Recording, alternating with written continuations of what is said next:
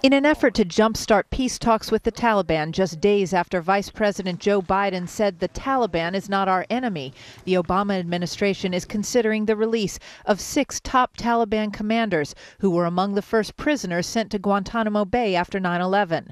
Among them, Mohammed Fazl, whose assessment by the U.S. military was outlined in a leaked State Department cable.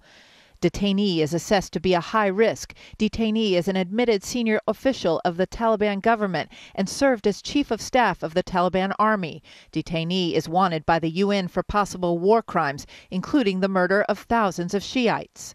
I'm very dubious that the inner circle of Mullah Omar and other Afghan Taliban leaders has any interest in compromise, and I'm a little worried that we delude ourselves into thinking we're headed down a successful path or make them think that somehow we're showing signs of weakness.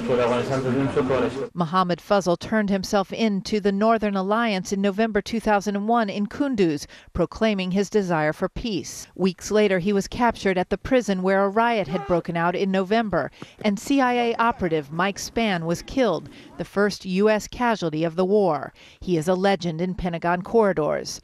Military officials have been tight-lipped about the proposed release of Fazl. Pentagon spokesman George Little issued a statement. Quote, "The United States continues to support an Afghan-led process of reconciliation that would end the insurgency. We and the Afghan government have been clear about the conditions that would need to be met. Insurgents would need to break from al-Qaeda, abandon violence, and abide by the Afghan Constitution." The former vice chief of the U.S. Army, General Jack Keane, had this reaction from Kabul. The White House is pushing for reconciliation as a way to terminate our involvement in Afghanistan much more rapidly.